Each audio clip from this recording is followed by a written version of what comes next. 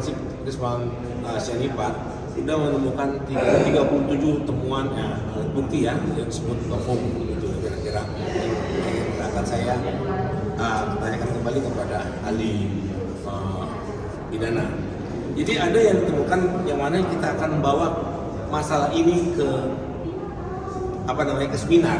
Jadi dalam analis video CCTV, karena saya bukan ahli, dipresentasikan dalam persidangan Jessica pada tahun 2016 ditemukan bahwa dalam BAP Muhammad Nur tercantum metadata yang menunjukkan penggunaan aplikasi freeware atau itu iRex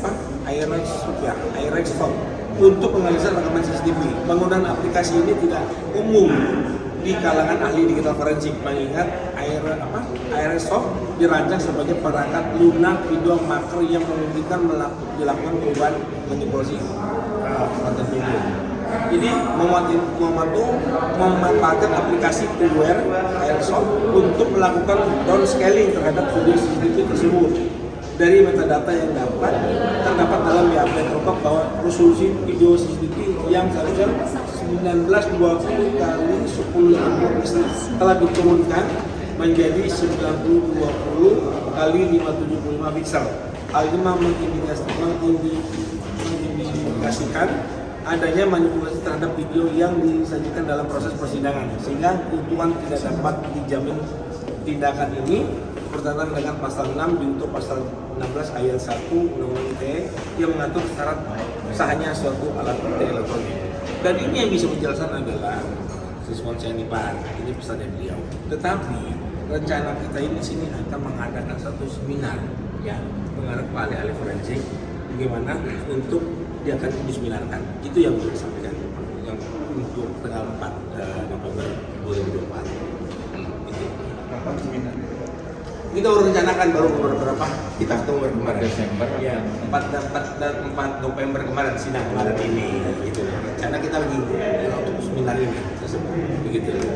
Kalau yang tadi persidangan tadi ya kan saya jelas ya sudah dijelaskan oleh ahli, ini ahli akan tambahkan ini adalah Jessica yang sudah APB yang mana mengajukan PK. PK tersebut ya kan adalah kalau dari ahli hukum panggungnya terpidana begitu ya. Jadi pemohon PK itu adalah kami selaku kuasa mengajukan permohonan PK dan pemohonnya adalah Jessica dan ini panggungnya. Jadi jaksa hanya memberikan satu pendapatnya atau keberatannya jika itu harus diajukan dicatat gitu ya. Berita acara gitu ya. Gitu. Bagaimana kira-kira apa itu penjelasan yang betul. Memang secara aturan-aturannya, norma-norma yang sudah diatur di dalam KUHP itu mulai pasal 263 sampai 269 KUHP. Peninjauan kembali itu jelas-jelas merupakan panggung terpidana atau ahli waris. Di situ jelas normatifnya begitu. Jadi terhadap putusan pengadilan yang berkekuatan hukum tetap kecuali putusan bebas atau putusan lepas, terpidana dapat mengajukan permohonan peninjauan kembali. Titik. Tidak disebut jaksa, tidak disebut siapa saja di sini. Karena itu PK disebut upaya hukum luar biasa. Upaya hukum biasa sudah disediakan untuk terdakwa, terpidana, tidak terima bisa banding. Misalnya juga jaksa nggak terima bisa banding, bisa pula kasasi. Di situ sudah selesai, ya sudah. Karena sistem peradilan pidana itu, khususnya proses peradilan pidana itu bisa kita bagi 3 tahapan. Pertama yang kita sebut dengan pre-trial, pra-peradilan. In-trial, proses peradilannya, pokok perkara. Dan post-trial, itu setelah setelah diperoleh kekuatan hukum tetap. Istilah Belandanya itu bukan inkrah tetapi krah van Hewijs de Zaak. Ada saknya di situ. Karena ini beda. Tetapi dalam praktek itu saya sering mendengarkan itu tidak tepat. Ya sama dengan PK ini. Jaksa itu pasif, jaksa itu. Dia tidak boleh menyangkal-nyangkal. Ini panggungnya terpidana. Saudari Jessica bisa mendatangkan saksi, bisa mendatangkan ahli yang mendukung temuan baru, itu bisa, itu haknya terpidana. Kalau jaksa mendengarkan aja, oh kalau benar, ya sudah, hatinya menyembunyikan itu. Oh iya memang benar dan sampai terpidana. Akui saja, oh tidak benar, saya tidak sependapat. Sampaikan nanti di dalam berita acara pemeriksaan sidang. Tidak boleh seperti dia bertindak jaksa penuntut umum. Kalau dia bertindak sebagai jaksa penuntut umum pada proses persidangan PK, sama saja PK itu mengulang peradilan terdahulu. Bukan begitu maksudnya. Ini luar biasa. Karena itu mekanismenya diatur secara luar biasa. Itu intinya. Artinya ini keputusannya ada di yang bisa. Oh iya, nanti Majelis Hakim Agung yang mulia yang akan menilai. Apabila membenarkan alasan dari pemohon, maka hakim yang mulia akan mengabulkan. Apabila membenarkan, itu apa artinya? Hakim tidak lagi menggunakan negatif fatal question, tetapi menggunakan conviction reason. Keyakinan hakim itu menggunakan alasan-alasan logis. Itu yang digunakan. Ini banyak yang tidak memahami ya dengan baik dan benar. Mengapa sebagai guru, sebagai dosen saya memperkirakan, oh mungkin di tempat perkuliahan PK ini kan dianggap jarang terjadi. Makanya dosen hanya menyampaikan secara normatif, tidak berdasarkan reasoning, tinjauan filosofis, teoritis, konsepsional, karena dianggap PK ini jarang terjadi. Ya sudah, dosen memberikan secara normatif saja. Tapi kalau saya sampaikan secara filosofis, secara teoritis, secara konsepsional. Mahasiswa saya banyak yang jadi jaksa, penyidik, hakim, apalagi advokat. Jadi ini juga pengetahuan ya, pembelajaran pada masyarakat. PK itu yang benar itu yang seperti yang saya katakan tadi. Jadi jaksa tidak boleh apalagi mencecah-cecah ahli yang dihadir. Maka tadi saya katakan pendapat ini begini. Karena yang saya mengajarkan selama 35 tahun ya seperti itu. Kalau saya melayani berarti kan saya tidak konsisten dengan apa yang saya ajarkan. Begitu. Pak Jess, mungkin harapannya tuh ini kan sudah beberapa kali persidangan begitu, apalagi tadi sudah ada dilakukan, ada bukti atau hukum begitu yang kalau dari hakim bilang ini bisa menjadi titik terang begitu untuk menguatkan PK Pak Jess. Saya tetap berharap yang terbaik aja ya, nantinya bagaimana. Jadi kita sudah berjuang dan saksi ahli sudah menjelaskan banyak pelajaran hari ini, jadi saya berharap yang terbaik aja. Ketika nanti dikabulkan begitu PK-nya. Mohon maaf yang mulia. Sebagaimana tadi yang sudah ahli sampaikan, saya sudah sampaikan. Terserah nanti kan pemohon ajukan keberatan dalam pendapatnya. ya, Kami Terima kasih Majelis Hakim. memberikan Kami kesempatan yang lanjutkan. sama. Tergantung ahlinya mau menjawab atau tidak. Tapi kesempatan kami berikan karena dia adalah pihak dalam perkara. baik. Untuk itu kami mohon agar dicatatkan bahwa kami keberatan. Iya. Terima kasih. Kita akan catat dalam acara dan saudara boleh menambah dalam tambahan notifikasi. Ya. Ya, terima kasih yang mulia. Ya. Silakan. Terima kasih Majelis Hakim. Bapak Solahuddin, kami di sini menanyakan, apakah saudara pernah membaca termasuk pertimbangan dalam putusan Mahkamah Konstitusi nomor 16 garis miring PUU garis datar 8 Romawi garis miring 2010 tanggal 15 Desember 2010. Kami bacakan pertimbangannya. Menimbang bahwa terkait adanya surat edaran Mahkamah Agung Republik Indonesia nomor 10 tahun 2009 tentang pengajuan permohonan peninjauan kembali yang pemohon menimbulkan ketidakpastian hukum dan perlakuan tidak adil karena membuka peluang atau membolehkan pengajuan permohonan peninjauan kembali lebih dari satu kali. Menurut Mahkamah, surat edaran tersebut adalah terkait dengan implementasi norma yang tidak dengan sendirinya mengakibatkan norma undang-undang yang membatasi permintaan peninjauan kembali hanya satu kali bertentangan dengan konstitusi. Petunjuk Mahkamah Agung dalam surat edarannya sebagaimana didalilkan oleh pemohon yang memungkinkan permintaan peninjauan kembali lebih dari 1 kali secara terbatas hanya terhadap 2 atau lebih putusan peninjauan kembali dengan objek perkara yang sama yang putusannya saling bertentangan antara satu dengan yang lain, baik dalam perkara perdata maupun perkara pidana.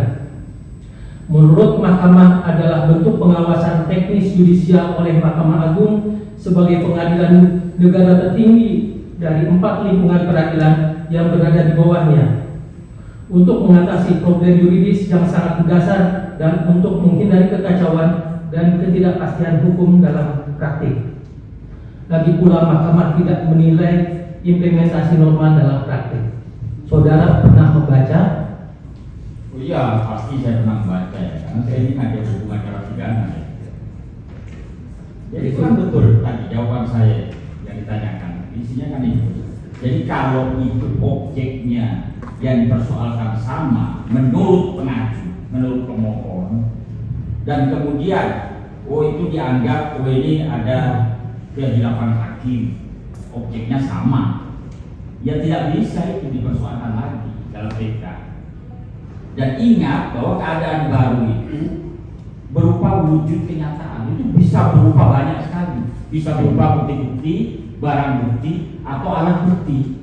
Artinya apa? PK itu bisa mempersoalkan juga keterkaitan, maksudnya ya.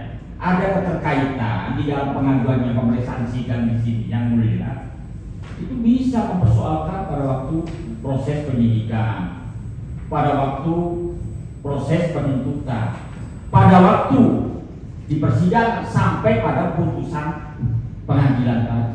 Oke, cukup. PK. Kami lanjutkan. Saudara ahli pernah membaca surat edaran Mahkamah Agung nomor 3 tahun 2003 yang berhubungan dengan PK, yang berhubungan dengan peninjauan kembali. Iya. Pernah membaca? Terus gimana? Pernah membaca atau belum? Iya, dibacakan. Pertanyaannya pernah membaca atau belum, itu dulu yang pertama. Dibacakan sehingga nanti saya bisa kami bacakan. Surat edaran Mahkamah Agung nomor 3 tahun 2003 tentang pemberlakuan rumusan hasil rapat pleno Mahkamah Agung tahun 2023 sebagai pedoman pelaksanaan tugas bagi pengadilan yang memberikan petunjuk yang berfokus tentang PK ya. Pengajuan peninjauan kembali kedua sebagaimana dimaksud SEMA nomor 10 tahun 2009 junto SEMA nomor 7 tahun 2014 apabila dalil pertentangan 2 atau lebih putusan pengadilan berbeda yang didalilkan oleh pemohon PK atau terpidana tidak terbukti, maka amar putusan permohonan PK atau terpidana tersebut dinyatakan ditolak. Iya. Betul itu. Betul ya? Betul. Oke. Gak cukup aja. Tapi yang saya katakan tadi kan bahwa PK itu banyak ya. Jadi objeknya banyak, yang ditemukan mungkin banyak. Ya dipilah-pilah. Oh ini apakah berupa bukti-bukti, apa berupa barang bukti, apa berupa alat bukti. Oke. Itu betul ya dalam Mahkamah Agung, betul. Tetapi sekali lagi hakim yang mulia menjadi hakim bahwa posisi saya adalah dihadirkan sebagai ahli di sini dan saya mengajarkan 35 tahun sampai sekarang bahwa PK kehadiran jaksa bukanlah penuntut umum, sehingga saya mengajarkan pada mahasiswa saya banyak yang jadi jaksa, jadi hakim, jadi advokat, jadi penyidik, banyak sekali. Dan jaksa tidak bertindak sebagai penuntut umum dalam PK. Karena itu saya supaya konsisten saya mengajarkan, saya tidak akan memberikan jawaban. Kalau jaksa tidak sependapat dengan persoalan-persoalan di persidangan, silakan berpendapat dan nanti dilampirkan dalam berita acara pemeriksaan bersama-sama hakim yang mulia.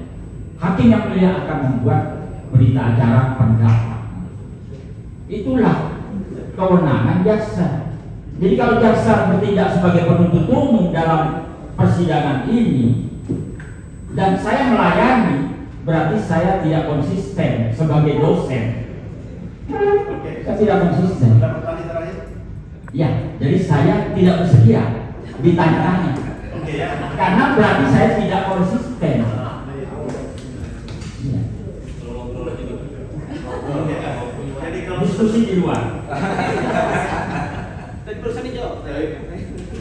seperti itu ya, pokoknya kita harus hormati apa yang dia menentukan. Gitu. Tapi izin menjelaskan sesuai dengan tadi pendapat ahli kan bahwa kami selaku jaksa itu nanti boleh menyerap pendapatnya gitu. Iya. Nah, sebenarnya lebih elok ketika kita mengajukan pendapat juga mengkonfirmasi. Nah ini bentuk konfirmasi sebenarnya apa ahli? Apakah boleh? Kalau konfirmasi itu berarti bertindak sebagai penuntut umum. Ini PK bukan penuntut umum, jaksa. Iya jaksa. Kami Yang harus jaksa berpendapat berpendapat itu menata hati dan logika. Iya betul setuju. Begitu. Kalau memang salah, ya sudah. Siap. Bertahan dengan pendapat. Jadi Tapi intinya jangan. begini ya. Iya. Karena berkomitmen dengan apa yang saudara ahli lakukan itu sebelumnya. Ya. Jadi saya tanya lagi, Siap. ketika termohon yang kami bahasakan termohon itu mengajukan apa masih menjawab? Selesai supaya saya konsisten dengan apa yang saya ajarkan selama 35 tahun. Izin yang mulia. Bisakah apabila kami bertanya, kalau memang tidak menjawab silakan, tapi biarkan kami mengeluarkan pertanyaan kami. Kalau tidak menjawab itu haknya dari ahli, karena kan ahli bilang tidak mau menjawab. Jadi tidak efektif yang menurut saya. Kami rasa itu bisa efektif karena pertanyaan ini juga bisa membuka wawasan. Artinya yang dihadirkan di sini bukan cuma jawaban, tapi ada.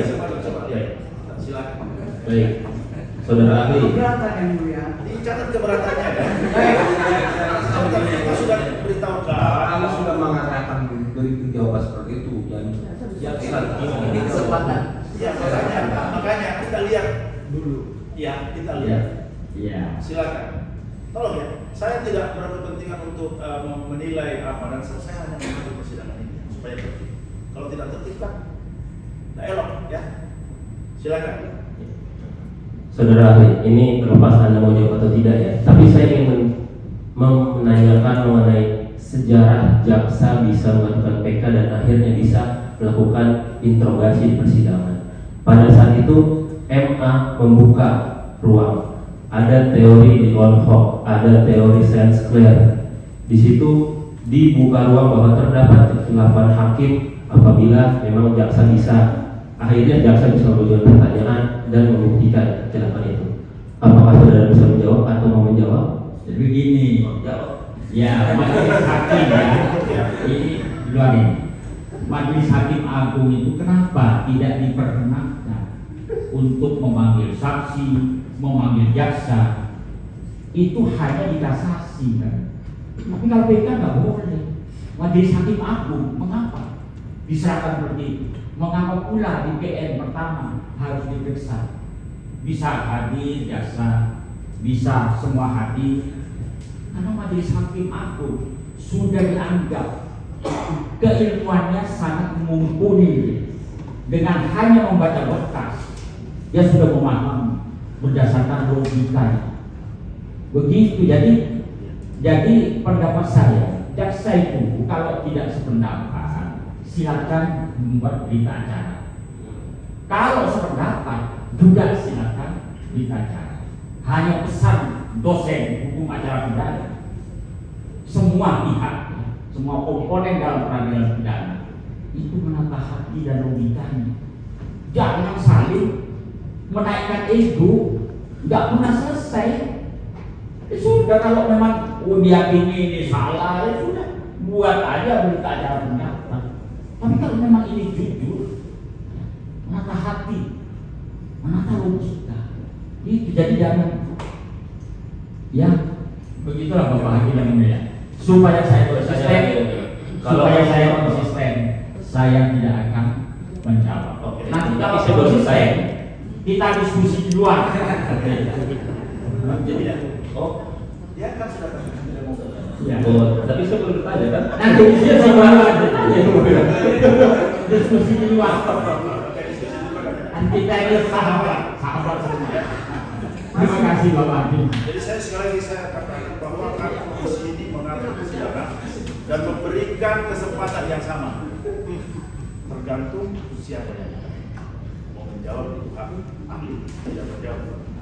Ya, kami tidak akan memaksakan untuk menjawab karena itu memang hak prerogatif dari Pak ahli. Ya, tapi kami memberikan kesempatan yang sama. Itu. Ada lagi pertanyaan? Ada yang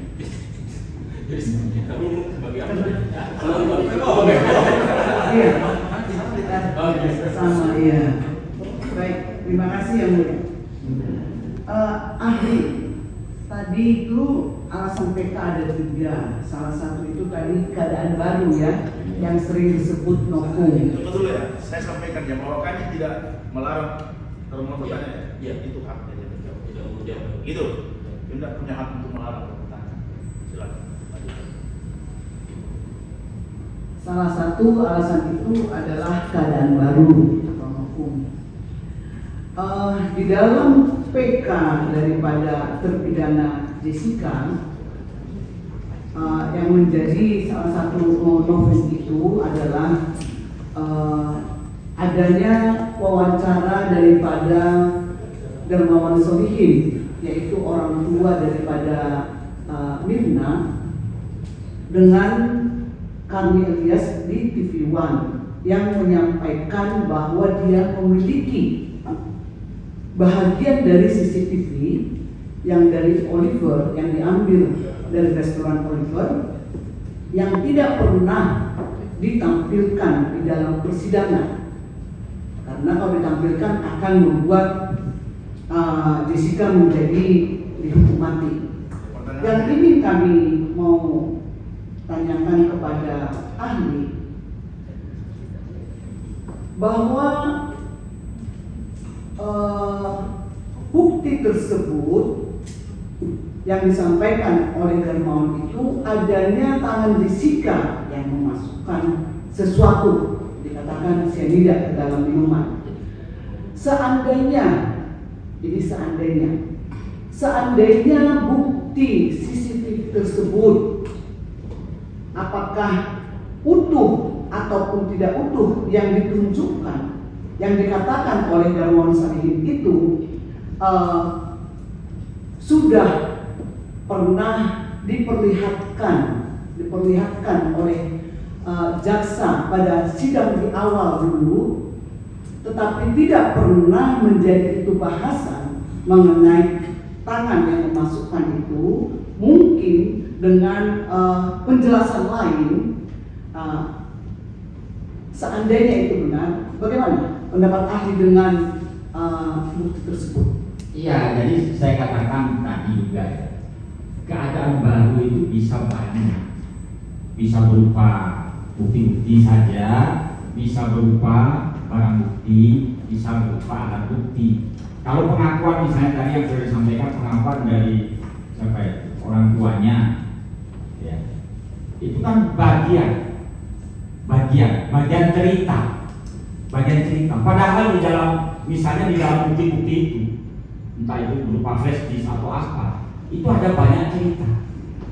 Itu bisa dari sekian cerita, mana yang bisa masuk pada pengertian novum, itu dipilih. Apakah ini masuk pengertian A, B, C, dipilih saja. Karena dalam mempersoalkan pidana, dalam sidang peradilan pidana, itu tidak boleh memenggal cerita dalam suatu peristiwa.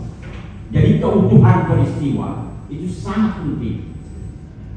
Termasuk pula teori hukum pembuktian itu ada bagian terpenting di dalam proses peradilan pidana. Jadi itu nanti dikaitkan. Kenapa sih kok PK itu bukan menggunakan negative fatal bias teori? Kok dia menggunakan conviction ratio? Ya karena PK itu tidak lagi mempersoalkan, tidak lagi mempersoal saja ya, alat bukti, tidak lagi. Dia mempersoalkan keseluruhan. Dia mengkoreksi apakah ada sih kehilafan hakim, ataukah ada kekeliruan yang nyata, ataukah ada suatu keadaan menuju kenyataan yang belum dibahas. Itu yang jika sekiranya itu diperoleh, ya diperiksa saja dalam persidangan yang mulia ini. Oh ya, ini memang masuk. Makanya dibutuhkan kejujuran.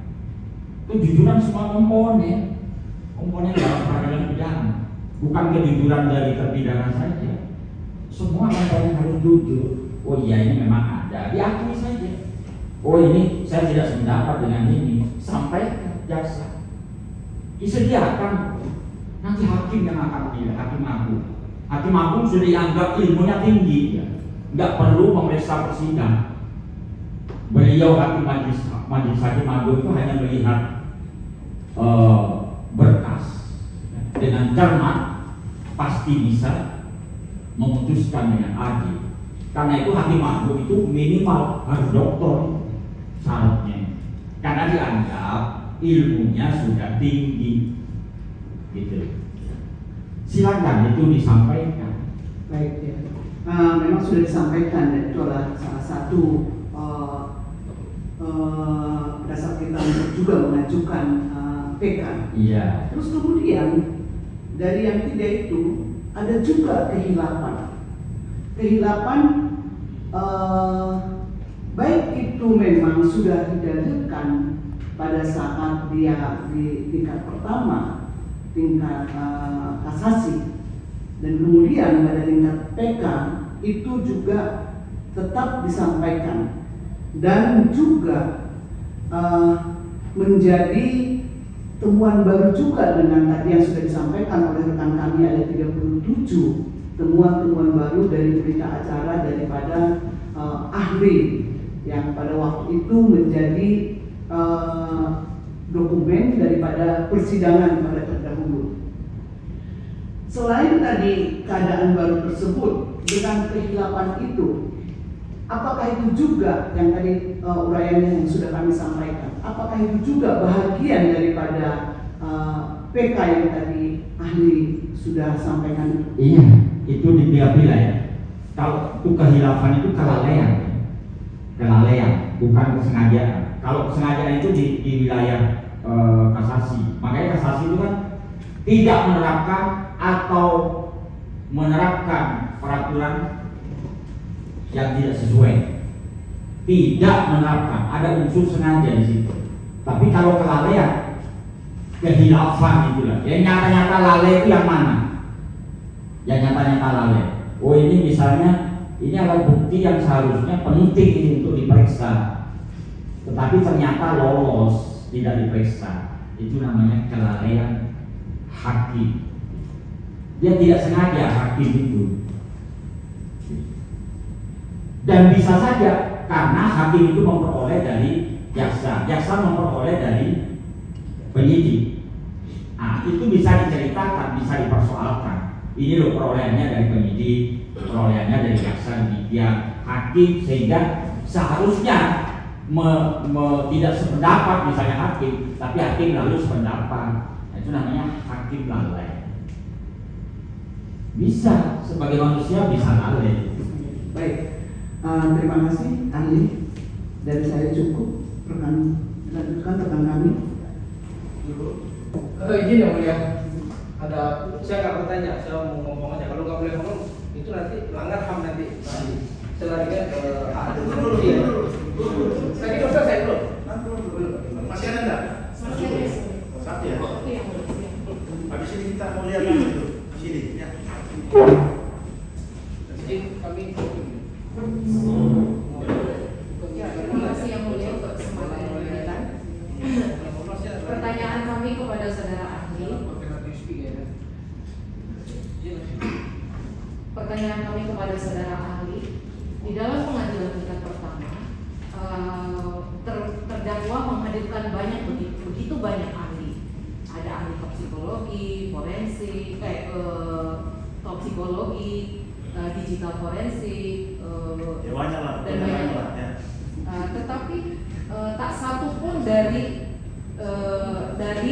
pendapat ahli itu dipertimbangkan oleh yang mulia pada saat itu. Bagaimana pendapat ahli tentang itu? Misalnya, katakanlah Di dalam persidangan ada ahli toksikologi yang menyatakan ciri-ciri kena cyanida itu adalah cherry red, misalnya kulitnya cherry red. Tetapi di sisi lain ada ahli yang menyatakan bahwa ketika meninggal dia warnanya bukan cherry red, tapi bibirnya membiru, kulitnya membiru gitu. Jadi terdapat pertentangan. Tetapi yang mulia tidak mempertimbangkan itu, tidak mau mempertimbangkan. Bagaimana pendapat ahli tentang adanya keadaan seperti itu?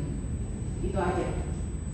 Ya, itu dicari saja apakah ini masuk keadaan baru ataukah ada pertentangan. Memang dicatat, memang di dalam putusan pengadilan itu nyata-nyata ada pertentangan.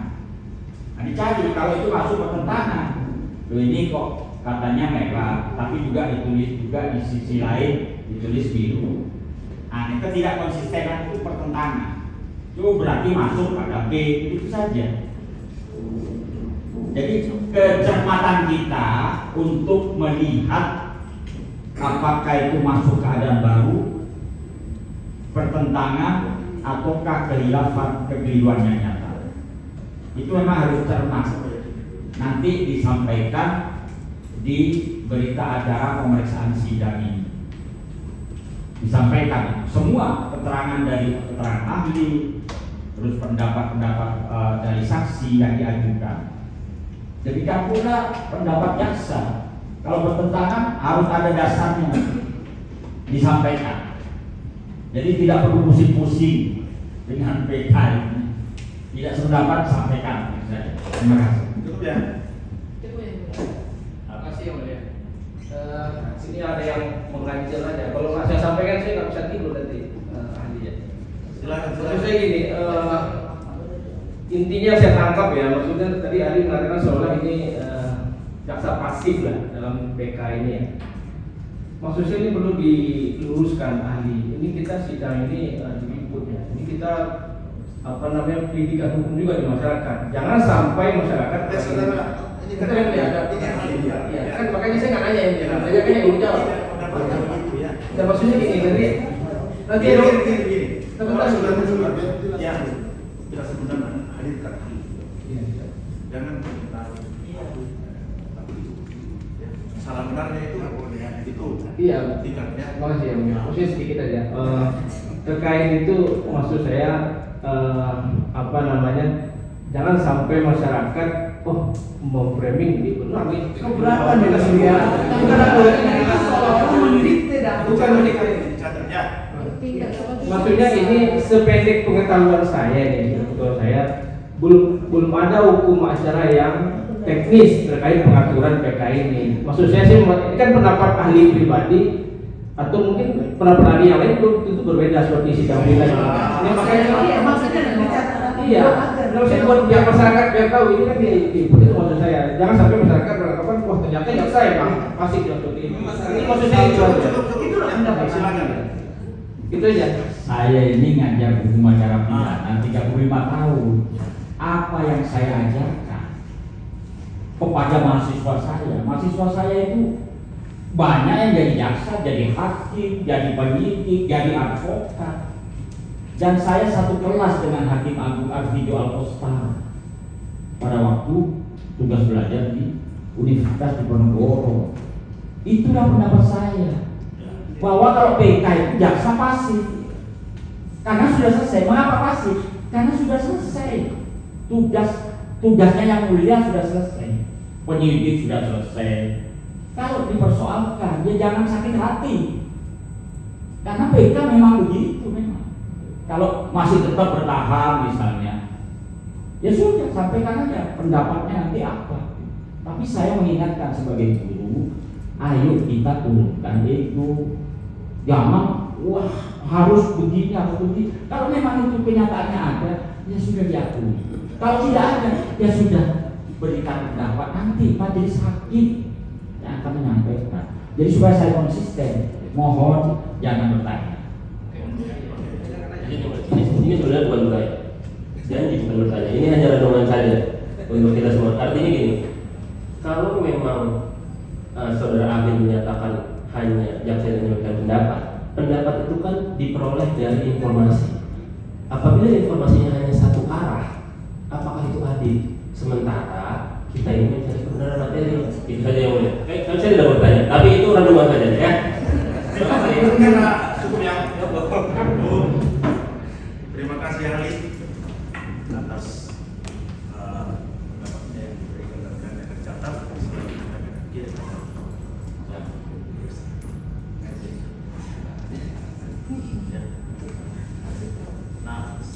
dengan pemikiran kita tadi sebelum kita menerangkan. Jadi sebagai ahli, bukan saksi, sebagai ahli yang dihadirkan oleh pihak terpidana untuk terutama memberikan penerangan, penjelasan apa sih hakikat atau sesungguhnya dari peninjauan kembali. Yang selama ini menurut pengamatan saya, karena saya ini ngajar hukum acara pidana 35 tahun, dalam prakteknya itu sering disalah-salahkan ya dalam tanda petik. Misalnya yaitu tadi, jaksa itu bersifat pasif karena dia bukan termohon. Termohonnya PK itu adalah apa? Bukan siapa. Berarti PK itu memang panggungnya terpidana. Panggung untuk apa? Untuk mencari kebenaran material dan keadilan yang tercecer dulu.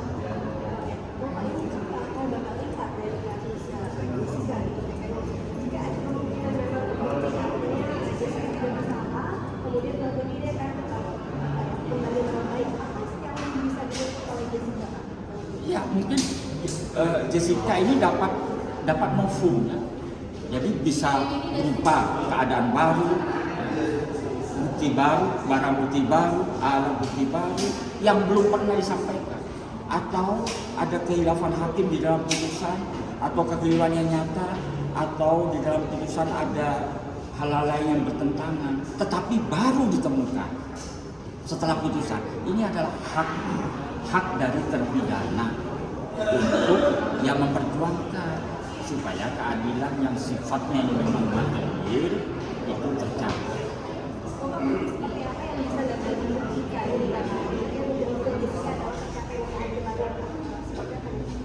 Ya misalnya kalau yang saya tahu ya, karena ini sudah viral ya. Jadi yang saya tahu itu ada putusan pengadilan itu berdasarkan kepada CCTV. Ternyata kemudian hari ditemukan CCTV itu tidak utuh atau di resolusinya dimainkan macam-macam ya. Itu bisa dibuktikan misalnya oleh seorang ahli. Itulah yang disebut novum. Artinya kalau itu terbukti, apa yang bisa dituntut kepada Jessica yang menuntut dari apakah berupa Ya nanti hak Majelis Hakim Agung yang mulia itu menggunakan teori hukum conviction reason. Hukum pembuktiannya itu menggunakan conviction reason. Jadi keyakinan hakim itu didasarkan pada alasan-alasan yang logis. Tidak lagi mendasarkan pada ada enggak dua alat bukti yang sanjang. Kalau PK itu putusannya, keyakinan hakim itu didasarkan pada alasan-alasan yang logis. Logis itu namanya conviction reason. Nah, kalau masyarakat sekarang kita ini kan ya sudah viral banget ya. Jadi banyak yang bisa menilai lah. Makanya saya khawatir jangan sampai logika para ahli hukum ini, mulai dari pengacara, penyidik, penuntut umum, hakim, logikanya jangan sampai lalu bertentangan secara mendasar dengan logika masyarakat. Ini berbahaya. kalau PK ini dikabulkan, artinya mendapatkan keadilan kepada Jessica selaku termohon, apakah Jessica selaku termohon ini dapat menuntut material atau apa Pak yang biasanya? Ya, jadi putusannya misalnya kalau nanti itu putusannya bebas, ya kan? Nah, bebas hanya saja PK itu di Indonesia itu tidak diatur soal kerugian. Tapi kalau ingin menuntut seperti itu ya lakukan aja keperdataan. Bisa saja gugatan perdata. Bisa saja. Belum ada aturan. Memang kalau kami para istilahnya sudah terkena oleh persoalan keadilan, maka negara harus bertanggung jawab. Mestinya itu diatur. Kalau di luar negeri diatur. Artinya ketika ini dikabulkan salah satunya adalah hubungan bebas secara utuh bukan bersyarat lagi begitu. Iya, itu bebas. Nah, nanti persoalan mau ada tuntutan itu lakukan secara keperdataan. Terima kasih Pak. Iya. Tuntutannya kan pasti kalau secara hukum bebas begitu kalau ahli mengatakan, atau ada tuntutan lain mungkin secara material karena kan juga cukup lama Mbak harus menanggung hukuman. Oh itu saya belum bisa jawab pertanyaan itu, maaf ya. Ya, yang penting tujuan tahap demi tahap, Iya. selangkah demi selangkah. Berarti hari ini puas Iya. dengan penjelasan ahli dan juga sendiri. Karena saya yang dari pertama, dari awal, dari pemeriksaan, Jessica tuh tidak lakukan apa-apa. Dan pendampingan di Polda Metro, ya. CCTV-nya kalau nggak pernah kasih lihat. Jadi memang Jessica tidak apa-apa. Kita berharap sekali untuk Jessica bebas ya.